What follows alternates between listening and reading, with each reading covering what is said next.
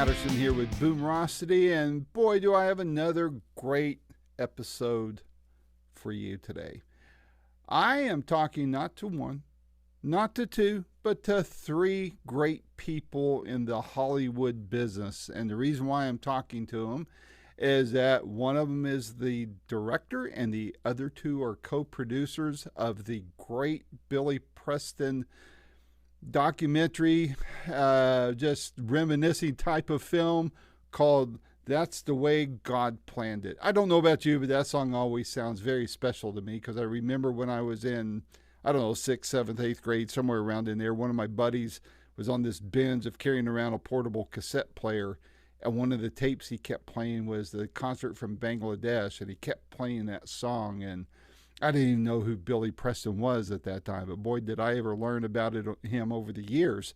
So to explain who the three people are, number one is Stephanie Allain. She has produced Oscar awards shows that you see on TV, the movie The Exorcist Believer, The Adventures of Elmo in Grouchland, Muppets from Space, Dear White People, and my favorite, the Aretha Franklin movie, Respect. Love that movie. It was phenomenal.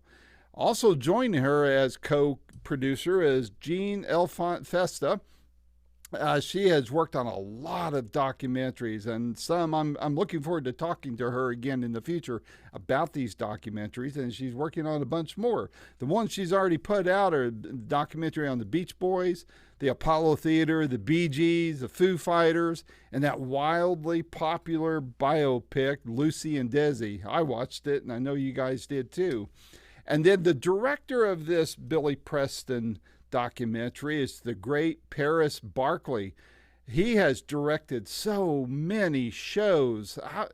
I'm just going to read them off, so you're going to see me reading here, and I don't like to do that, but I got to do it this time. He produced 55 episodes of Sons of Anarchy. I know you guys were crazy about that show. He produced shows for NYPD Blue, Diagnosis Murder, Silk Stockings, CSI, Cold Case. I loved Cold Case. I hated when that show went away. Monk, The Shield, Will and Grace, House, Law and Order, The Good Wife, and even 2 episodes of my favorite streaming guilty pleasure, The Night Agent. Can't wait for that new season to post here this week. And of course, an episode or 2 of Brilliant Minds. And that's just barely scratching the surface. These three people took some of their valuable time and sat and talked with me about this Billy Preston documentary. I tell you folks, I've watched that. By the time the interview happened, I watched it twice. I've watched it a third time since then. I absolutely love this documentary. I was reminded of things that I had forgotten when it came to Billy. I also learned a lot. So the documentary is well worth your time. Let me read to you some of the people that are in this documentary and who are interviewed for it. Billy Preston himself, of course. They've gotten some old archived tape and video of him being interviewed. The great Sam Moore, Ringo Starr, Eric Clapton, Olivia Harrison, the great Mary Clayton. You know her voice from that solo on Give Me Shelter with the Rolling Stones. Producer Glenn Johns, Sandra Crouch, the sister of the great Andre Crouch, and a whole bunch more. But man, I mean, there's no lack of depth and of documentation and inside scoop on the great life and tragedy and genius of Billy Preston. So I know you're going to like it. So when you start listening to this interview, go ahead and hit like. And if you don't mind, if you're not a subscriber, please go ahead and subscribe. And share this interview with your friends. I think they're really going to love it. They're probably going to watch it 2 or 3 more times, as well as if they get to see the documentary. And oh, by the way, if you want to find out where that film is going to be, right now they're doing screenings all over the country. And if you want to see if it's coming to near where you live, just go to the website and type in billyprestonfilm.com. No underscores, no hyphens, no nothing, just all one run-on word, billyprestonfilm.com. So without any further ado, here is my first, what I hope a bunch more interviews to come in the future with Stephanie Allain, Jeanne Elfant Festa, and the great Paris Barclay. Until next time, this is Randy Patterson with Boomerocity. Take care. Go and gosh, Paris, I sure appreciate you taking the time to do this. This is something else, man. I have to tell you, I watched the documentary twice with a lot of stops and rewinds and watching and because I was a Billy Preston fan since I was a kid. I remember when the concert for Bangladesh came out, and my buddy had the tape, the cassettes, and that song was one that he kept singing over and over, and I thought, dude, he's not religious, so. But I love that. Well, I'm glad you're a fan. Love your background. Well, thank you. Love your background. You got every icon there. It looks great. Yeah, well, it's all about promoting this, right? So, but thank you. Well, one of the biggies, I want to get into the nuts and bolts of this documentary, but the thing that I had forgotten about when I was watching this, I grew up in church just like, Billy did, and I don't know about you guys, but grew up in one where it got a little lively. And, of course, one of my early contemporary Christian artists was Andre Crouch. So I was seeing Sandra Crouch on there, and I'd forgotten all about Andre and Sandra and Billy being friends and in the same church circles and all that. So it helped things kind of click even better for me. What did you learn in drilling into all? Well, first of all, did you know Billy? I did not know Billy personally, but I think none of us did, right? Jeannie, Stephanie? No. I feel like I know him now. That's for sure. Yeah. Well, what was your big assumption going into it that was realized, and what was one that you had going into it that was totally blown out of the water as not being realized? That's a great question. I think the one that was realized was that he's an amazing musician, composer, creator, collaborator.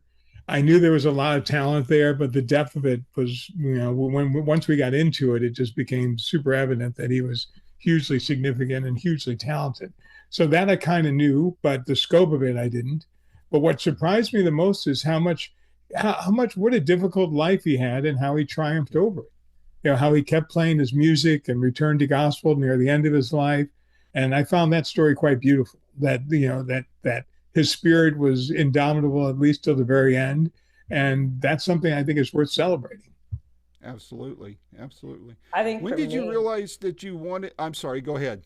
Go ahead, I was just going to say, one of the things that I thought, because I grew up in LA, I think I went to, Maverick's Flat or something, and I saw him. I loved him.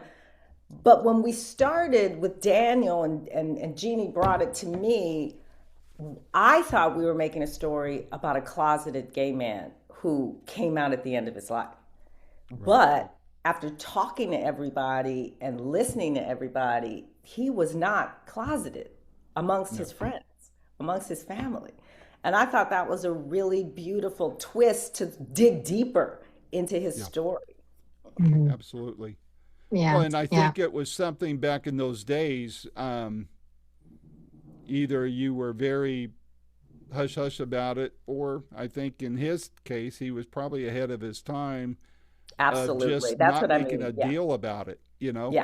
Yeah, exactly. and I think he went as far as he felt he could. He's not going to be public about it because the record companies and, the community at large is not going to embrace him like they do, Elton John now. But it took Elton. It even took Elton John a long time to come out. So it's very exactly. Yeah. Yeah. So, when did you realize that you wanted to cover this story, you guys? That's Jeannie. Jeannie, let's start with you. Yeah. Yeah. Thank you. I was a kid and listening to Beatles records very, very young, Let It Be and Abbey Road. And we were, as a family, we were blown away by the keyboards. And I remember my dad coming home with all of these records. I remember him coming home. I actually remember him having the first two records that Billy ever did and not knowing that.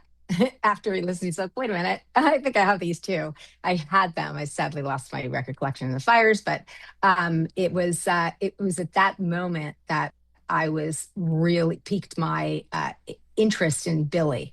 And years later, a lifetime later, doing docs, I always wanted to do a doc about him. Always. Well, I think I was taken. I'm sure you guys were too, watching the Get Back documentary of the Beatles. And we had already begun production as that was coming out, so that was sort Is of that right? too. Wow. Yeah, and it was only through Jonathan Clyde's efforts that we were able to convince Peter Jackson to allow us to use some of the footage, and he was very gracious about it. But there are some pieces that are not even in Get Back that are in our movie. So we could really sort of see it from Billy's perspective and how Billy walked through that time. And that's an amazing gift. So I have to credit, Jonathan Clyde is Apple. I think he's Apple everything, not just Apple Films. And Olivia Harrison. And Olivia Harrison. Yeah. Olivia Harrison has been, and she's probably known him almost the longest, I think, because she met him back in 1974, and outside of Tony Jones, yeah. Yeah, she was just so generous with photographs and her time and doing the interviews and making calls for us. So we definitely enjoyed the largesse of the Apple organization. Oh, absolutely. There's She was just a great so partner. much for such a. I mean, it's a lot have been said about the Beatles, but for the little bit of time they were a band, look at all the rings, of talent that came out. And then the Get Back sessions, I noticed, I mean, how cool it was. Here in walks Billy, not an armload of sheet music or no attitude. It's like, hey, man, I'm going to play, Yeah, throws off his jacket, sits down. Yeah. John Lennon, you see it in the movie, tells him, hey, we could use a piano on this, and suddenly Billy's making it magic. And I think Bill Maxwell said it best. He was like, Billy could anticipate what the song was going to do. He didn't even have to hear it once. He could just anticipate where it should go. And that's what happened in the Get Back tapes, which was just like, he didn't know nothing. He just walked in, sat down, and just started grooving. And that's just so, that's like he said, that is kind of God-given. I don't know. Yes, I mean, you don't learn that. I mean, how do you teach that? You can't, not at all. And Bill Maxwell, you mentioned him. I was so blown away. That was a name I hadn't heard in decades. But all the work he did with Andre, going back to Andre Crouch again, And Sandra, I think, has like the best line in the whole show when she says, imagine the church was what it says it is. When we have screenings, the whole crowd goes, oh, like a collective. And I remember, Jeannie, we were in her church and she was on her pulpit when she gave that interview, and we all looked at each other and went, this is going to be in the movie. That's right. I mean, and then Paris, beautiful, the director, gave her tambourine and incorporated the tambourine playing into the movie, which I thought was brilliant. Brilliant. I remember Andre and Sandra, they were among the first contemporary Christian concerts I'd went to. And of course, Andre he ruled the CCM world, right? And so it was in Phoenix where I grew up. And I mean, Maxwell was with him at that time, Billy Thetford. I think Danabelle was still with him. It was mostly white people, but I think we learned how to dance in that concert. Well, that's a challenge. So the music must have moved you then. Well, sadly, it immediately left me, and I still dance like I'm nailed to the floor, so. But just going back to this movie, part of that soul and that music and that gospel feeling that Billy found in the Kojaks and the Church of God in Christ group that he had, and even the dancing, the movie shows you how he moved that into the mainstream. He took that with him and gave pieces of it to the Beatles and gave pieces of it to the Stones. And suddenly this DNA, he's like a bee that's flying from flower to flower and pollinating them. Yes. And he increases, his voice, although subtly, rarely being the prominent voice, but he's the influence that lifts them up. And a lot of it came from that original Church of God in Christ experience with those singers. Yeah, and all of that music, it just triggers that physiological response, tingling of the skin, what he calls the Holy Ghost, it's just amazing. It's magic. Well, I and though grew he up was in the Kojic group. Yeah, he was, and that's where the connection with the Crouches also came into play there too. But yes. It just astonishes That's right. me, though. But he was a Baptist. His church was the Victory Baptist. Yeah. I just want to point that out because the Kojics were absolutely. Like, he was not Kojic. He was Baptist, So. I think these days they use a phrase called Baptist-costal, which is the blend of the Pentecostal and the Baptist, because I think half the Baptist denomination is that. So, but one thing I was struck by, though, was, and I think it's an indictment against those in religious authority, a similarity that I saw in this documentary and in the biopic on Aretha Franklin. And, I thought, clearly, and maybe I was misreading or misunderstanding what was said in your film, there was clearly some abuse that took place from religious figures there. And when you're dealing with a young man or a child with no father figure, things of that nature, it's such a betrayal of trust. And one of the Crouch's peers was a gentleman by the name of Tim Archer, who was in contemporary Christian music, the Archers, and a brother and sister team.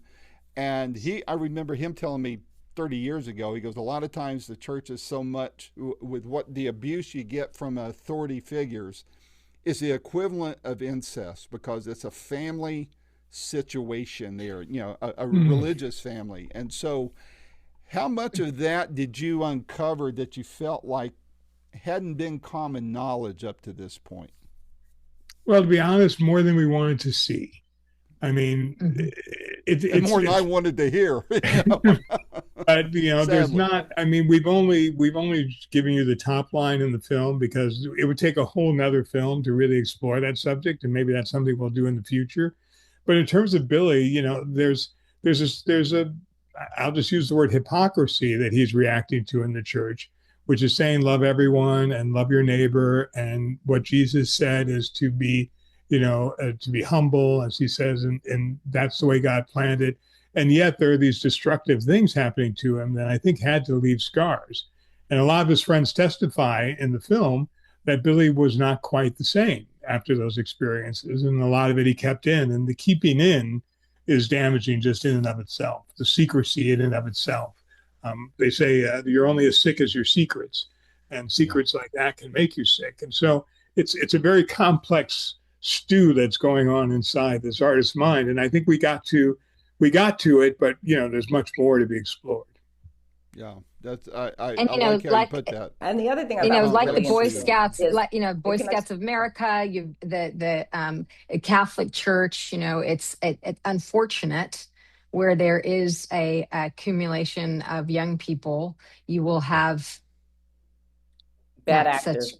But the other thing is, like Billy Porter says, everybody knows that so many people in the Black church and the choir are gay. Like, it's not a secret. You know what I mean? It's a secret for the individuals who experience the abuse, but for the whole. And I think our movie is kind of the first time that we've actually said it out loud, that this is the hypocrisy that Paris is talking about is out in the open. And I think that is a really important thing that our film touches on. Like Paris says, we don't go deep diving, but we do acknowledge that everybody sort of knows that a lot of the choir in Black churches, or the musicians, or even the preacher, like a lot of them are gay. And so I think it's an interesting thing to sort of. And Randy, I'm so pleased that you're such a Sandra Crouch fan, because, I knew her from afar, but having the chance to meet her was glorious. she's such a lovely personality, and she was so welcoming. And as Stephanie said, when she said, and I'm going to quote her here, can you imagine if the church really was what it says it is? I can go to that place and people will love me. They may not love what I'm doing, but they will love me. Now, that's something I personally long to hear in the church all my life. Now, I grew up Catholic, and I was an altar boy, and I didn't suffer any abuse in the Catholic Church. But nevertheless, I did hear those messages that I was going to hell and that I was not good enough and I wouldn't be accepted. And to hear her say that, I felt an embrace from God. I felt that she was expressing what she had hoped the church really could be. And by getting this movie out, I hope other people will hear that message as well and recognize that a lot of damage could be averted, a lot of love could be spread if they took a different attitude. Yeah. That's right. That's right. And be here now, that shared love of faith, that shared love of faith, no matter what your faith is love. Yeah. Mm-hmm. Yeah. The unifying factor.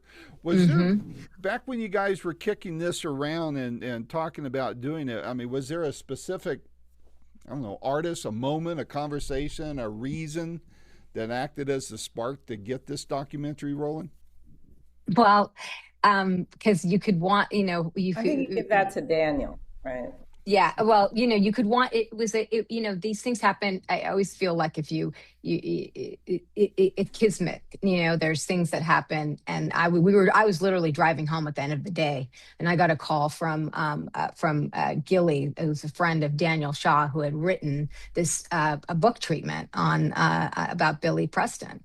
And I was connected on the phone call through my business partner, Nigel Sinclair. And he said, "You'll never guess what the subject is." And I said, "What?" And he said, "I think you're going to be pleased." And he got on the phone and he told me what his book proposal was. And I was just like, waited with bated breath, the next business day to, pitch it over here. And I'm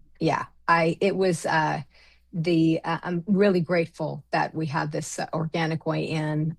It happened at the right time. We need to build bridges of hope and love and acceptance. And I'm blessed with this team. I love these two people that we're talking to, Randy. Well said, Jeannie. Building bridges. I love that. Music and faith has often been intertwined. I mean, we got the blues from I hate to even put it this. I mean, I was born in the South, raised in Arizona, but we have the blues because of the cotton fields in the South, sadly. But I love the blues. We've that tied into Me too. Spiritual backbone of the people singing it, and then of course from there we have rock and all that. But so music and faith has often been intertwined, at least from my perspective. And especially in American and in Black culture. What surprised you guys most while exploring that connection in this film? But because it wasn't a newsflash that there was a spiritual root to rock and roll and to blues and all that. But was there something that kind of came as a surprise to you as you guys were digging into this? Well, other than the huge surprise of Sandra Crouch's generosity and expression of love, I think I wasn't clear until I got through this movie how gospel and the blues got into pop music and how that germination happened. I didn't realize, and then Sinners helped me get a little farther with it, by the way, by just that one scene of the fusion of all genres of music coming together based in the blues. But Billy Preston has been sort of the linchpin that's helped to bring this feeling of gospel and this bluesy soul music into the mainstream. And that I didn't really get that. I didn't know that he was so present, with his work with Aretha Franklin over years and years and years. And starting with Mahalia Jackson, he just had this music in him. And he was very open about sharing it. And you know what? White musicians like the Rolling Stones, the Beatles, even through Elton John and the Red Hot Chili Peppers, were happy to have that because they knew it was authentic and they knew it was real and they knew where it came from. And so Billy's that gift is like the news of the doc for me. Yeah, and that the Ray Charles, how he came into it and how Billy then totally picked that up. Yeah, everything that Paris was saying. There's a great example of this. Years and years ago, there was a tribute to Ray Charles where B.B. King and Billy are playing together. You got to Google it. It'll take your breath away. It is just everything that Paris is saying, have said just now, and it's right there. It's magic because it's just blues, and you have that gospel piano.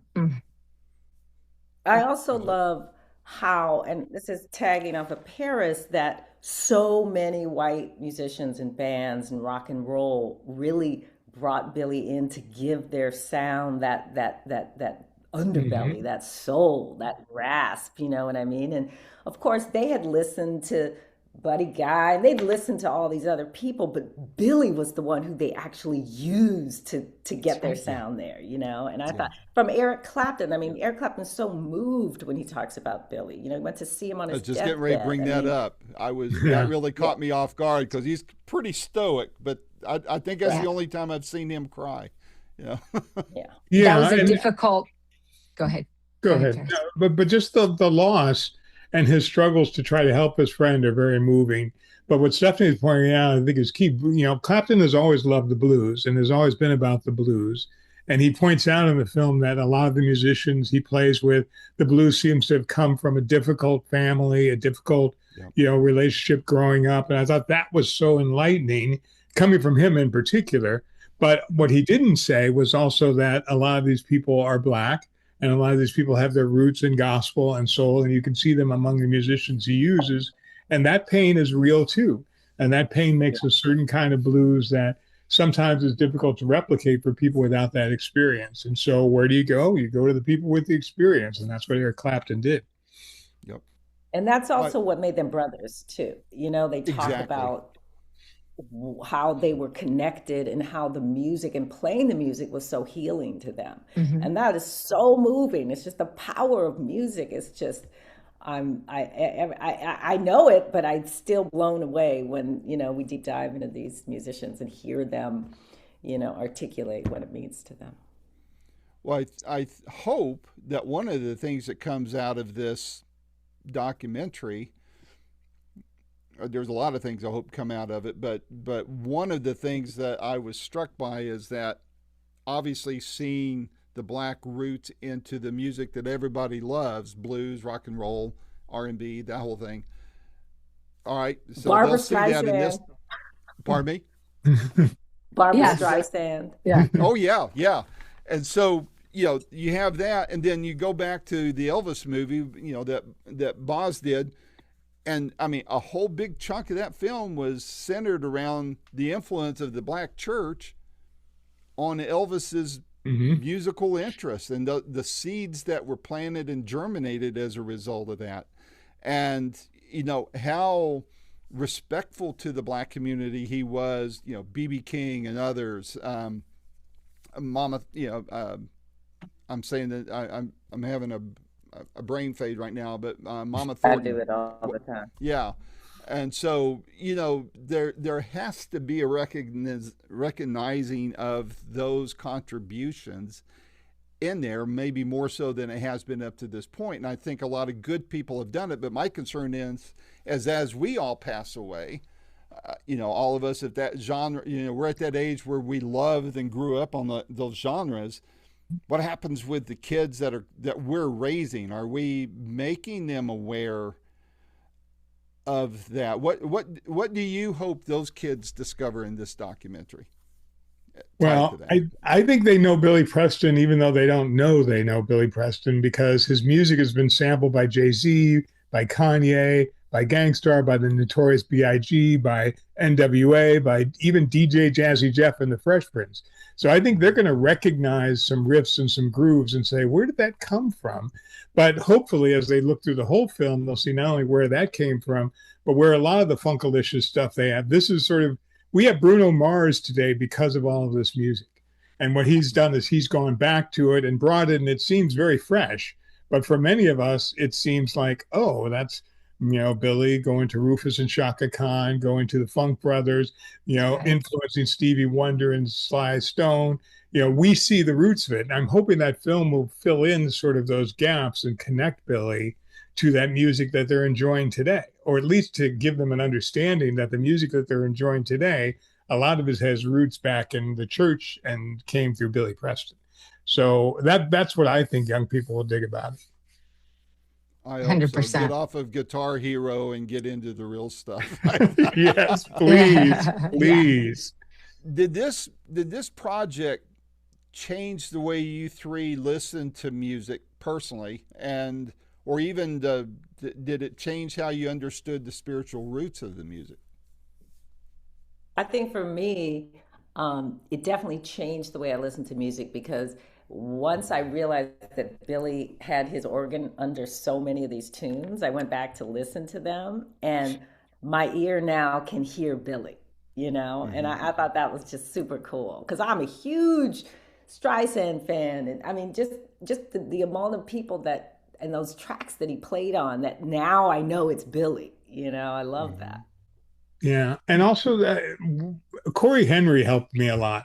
Corey Henry is an organist and as an explicator of music, does a terrific job in the film, just sort of breaking down how that church soul sound of Billy was actually very simple, but very soulful and very communicative. And he explains it in a way that it goes back to the simplicity that Leonard Bernstein did symphonies back in the day. He just really lays out how a couple of notes arranged in a certain way can really change the whole vibe of a song. And I thought that was just so beautiful. So for my musical head and my little musicologist, he really gave me an education on what the B3 does and how it works and how complex it is. Same here. And how that Billy, being Billy's key instrument, what a challenge it is. And I think that's, to me, that was very eye-opening. Yeah, I know, right? Two hands, 2 feet. And the way singing. and the way he used his feet, he did like heel toe, like he's a F1 driver, and he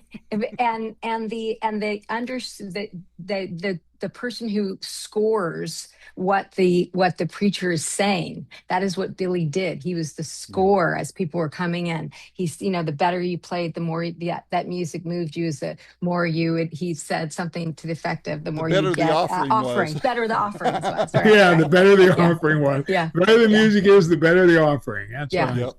Yeah. That's interesting.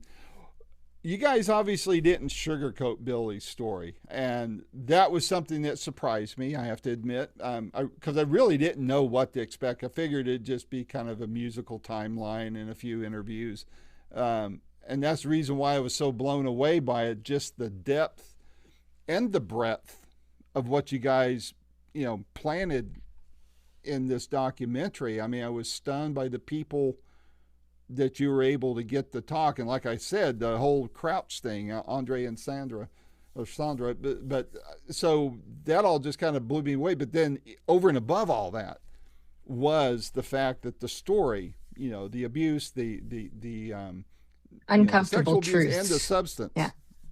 That, why, I mean, I'm glad you guys did that. Why did you feel that it was important not to leave that out?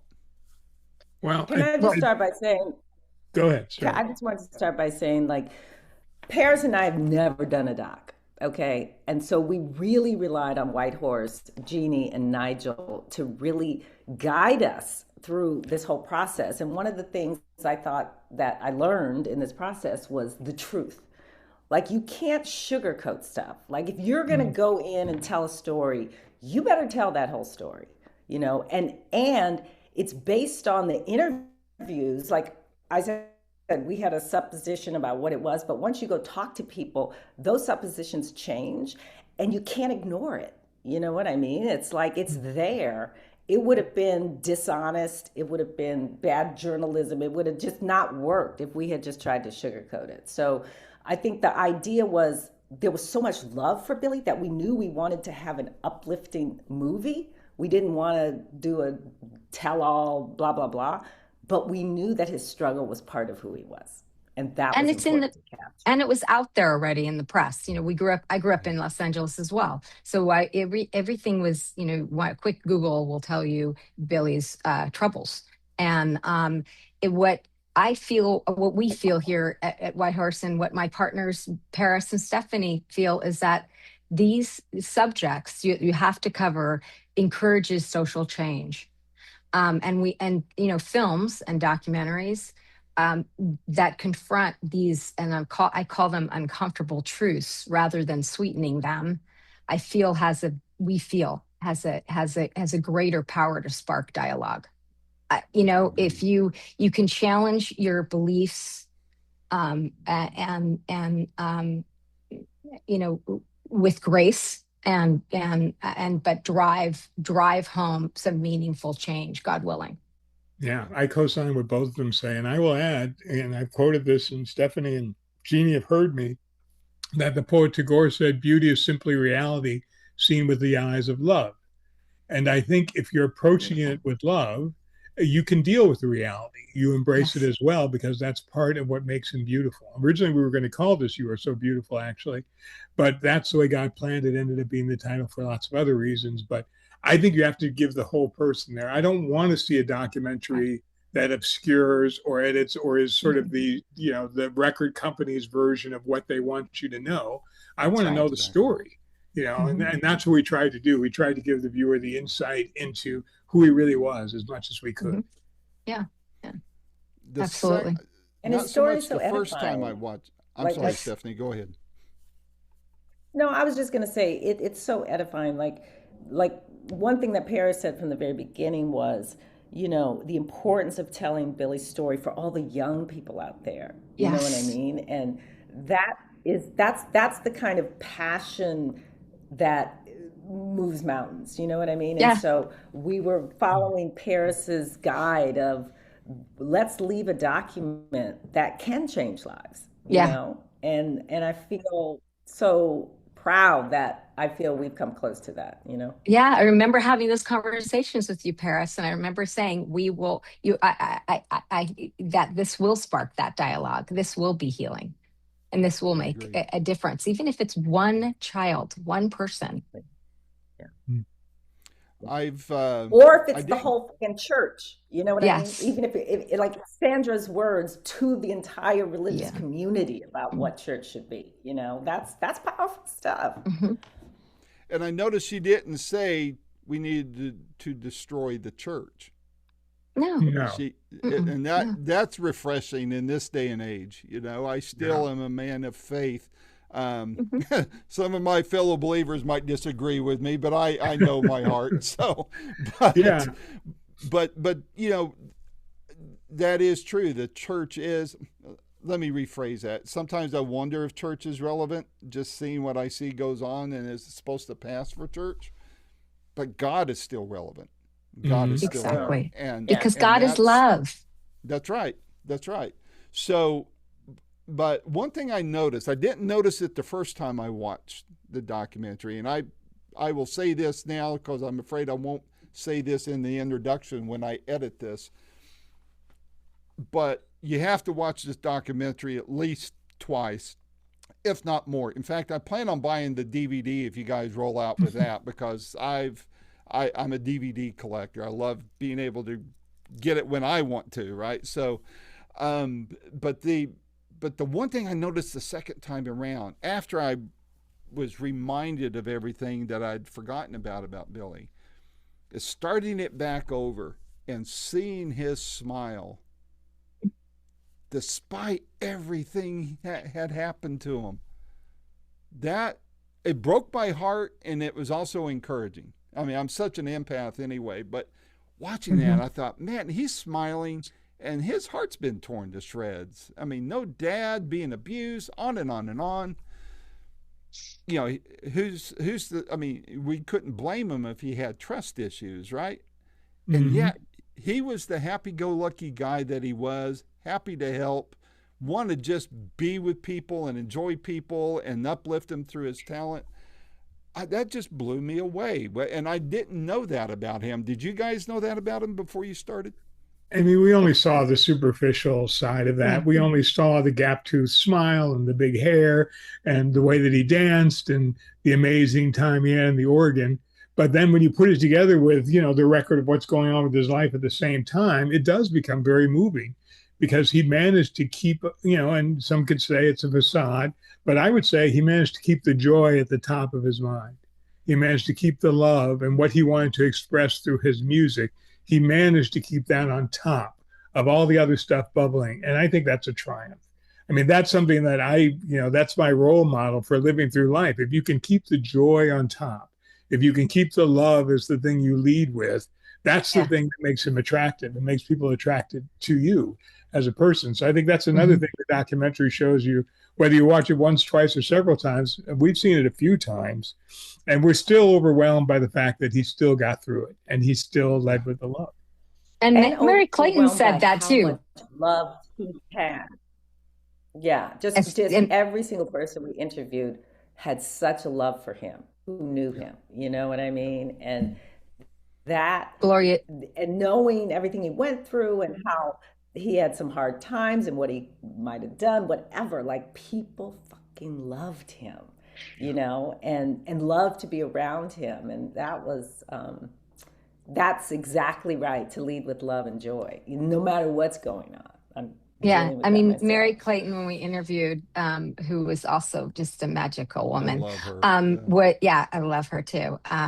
She was just, amazing. She said, though, just the immediate family, meaning that his certain key people knew what was going on in his life.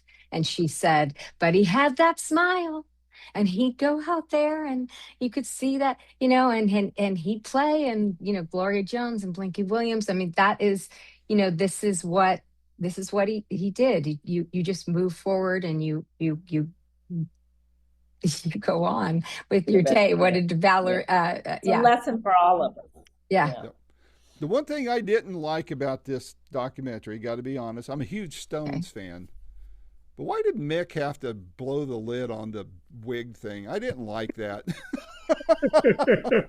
Billy apparently didn't like it either. Yeah. For those of you who haven't seen the documentary yet, Mick Jagger does go to not some lengths, but has a few comments that he told Billy about his wigs and how he used to deal with them. But Mick Jagger, you could see also, even in that, loved Billy, just like my coworkers said. He just really adored Billy Preston. And even that gentle ribbing, you could see it was coming from a place of love. Yeah. And you get the best ribs from people who love you. Yeah, that's true. Teasing is like a language of love. That's what makes it more fun. Yeah. And by the way, that's another thing. I never knew that wig was fake. I never knew that was a wig. I didn't either. Know what I mean? I didn't either. That's why I wanted to slap Mick for. I mean, it's like when I found out there was no Santa Claus, dadgummit, I was pretty ticked off. So. Well, what cracks me up is Manny Kellogg holds up this image of he and Billy, and they're both in big wigs. And Manny says, "Look at Billy. He's got the big hair." And it always tickles me because I was like, Manny, you just hold up a picture, and both of you have really big hair. And I was like, oh yeah. It's just that was the thing. Yeah.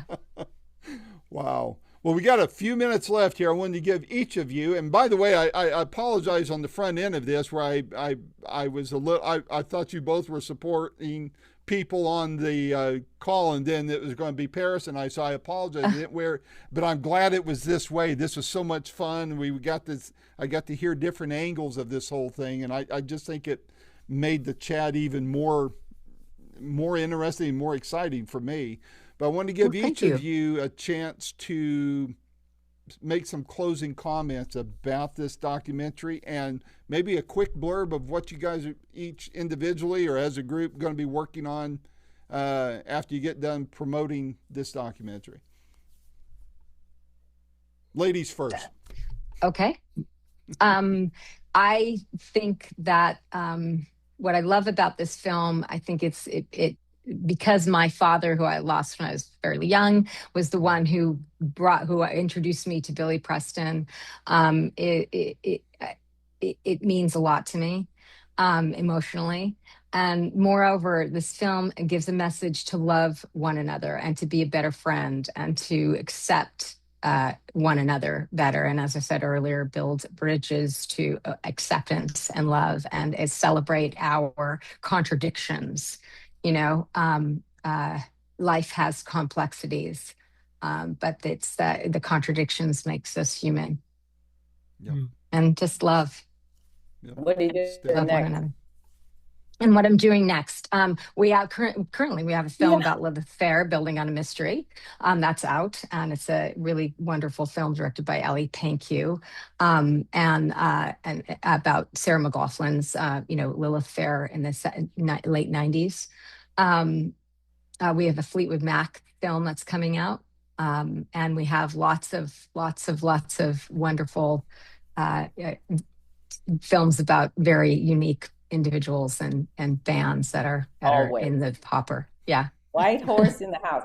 For me, I think one of the coolest things, and this is just a personal thing, is I've made TV. I've made film. I've produced the Oscars. I've done so much, but telling a story as a documentary really opened up my world, because it's a different way of going into a story that doesn't have a script, doesn't have a set thing. You're evolving as you go. And I found that so liberating and so hard, but so liberating. And so, as a boomer, having a new venue in terms of docs, I'm just super excited about. I can't wait to work with these guys again on something else, My next movie is going to be Otis Redding with John Boyega and Danielle Deadweiler. And it's told from Otis Redding's widow, Zelma Redding's point of view. She lost him when she was 23, and he was 26. And so it's the story of how she kept him alive through love. It's a ghost story of love and music and saving the farm and Black female amazingness. So that's my next one. Ooh, I want to see that. I know. I want to see that too. Can't wait. Thank you for saying that. But remember me. I want to talk to you guys about these things when they come out, man. That's my wheelhouse. That's what I love. So keep me here. My email's easy. Randy@Boomerocity.com. Perfect. Write me. Let's do this. Yes, not Boomer City. Boomerocity. Boomerocity. Not Boomer City or Boomer City. It's Boomerocity. Boomerocity. I love it. All right. Well, I'll close in. I hope people recognize Billy Preston. I hope they end up after this movie with a better understanding of how fundamental his contributions were to pop music. I mean, he altered the course of the Beatles. Not too many people can say that. I mean, they were the biggest rock band in the world. And he helped doing what I said before, bridging gospel and funk and soul into the mainstream of popular music. But I also hope people will discover and think about how they treat the next Billy Preston. How they treat the next genius, and maybe not even a genius in their lives, who may be struggling, who may be different. Will they find love for that person? Will they find tolerance? And that includes the church and Black people in general. Will they find a way to embrace them and encourage them, as opposed to, lead them down a path that could lead to their destruction? So that love that Jeannie's talking about, I'm very interested in promoting that. And what am I doing next? I am doing... I'm developing 3 different shows, because after Billy Preston in this late stage of my career, I really want to do things that matter. So I'm developing a feature film about the making of Guess Who's Coming to Dinner, which can also be a television miniseries because the story has gotten so long. I have a Vietnam musical that I've been working on for 40 years that we're putting together the music, and that's also something that'll be a one-time event on television, we hope. And then I'm developing a series about the criminal justice system, about, college students and working in the criminal justice system who find ways to actually help people. So everything I'm doing, I'm sort of looking ahead, and I'm looking to what's really needed out there. And I think more tolerance, more stories of tolerance, more stories of how, love can conquer all, as Bad Bunny would say. We have a lot of hate, and now let's put out more love, because that's the solution. So that's kind of what I've been focused on. Well, good deal. Well, I meant what I said. For all 3 of you, this is my wheelhouse. I love helping get the word out. I'm not huge, but I have a lot of fun. I'm consistent with it. Been doing it for 17 years and over 600 interviews. So wow. I think I found something I like to do and keeps me off the streets. So, but well, we really enjoy talking to you. You make it very easy, and I scoped some of your show before, and I'm going to go back to it. I just love the way you just, in a casual way, just drop bombs and bring really interesting things to the fore. So more Boomerocity, I say. I am Yes. following Right. now. Thank you. Yes. Tell your friends about it too. I'm especially following if you too. want a Yes, more positive Boomerocity. PR Yeah. outlet. Man, I'm here for you. So I look forward Thank to you, talking Randy. Beautiful. Thank Again in you. the future, and we will. I look forward to getting this out there and people looking at this Billy Preston This documentary. has So been thanks for another joining me on fun-filled this. I really do episode appreciate of it. Boomerocity. Thank Your you. host Thank and you. producer, Thank you. Randy Take Powell. care. The Bye-bye. theme Thank song you. Bye. is Roll the Dice and is recorded and used by permission from Quentin Hope. Quentin is spelled Quinten, and Hope is Hope. And you can find out more about Quentin at quentinhope.com. Post-production is done by Cardinal Sins Productions. The Boomerocity name, logo, and content is copyright protected. Segments may only be used with written permission by Boomerocity and/or its assignees. Inquiries should be directed to input@boomerocity.com. Copyright 2025.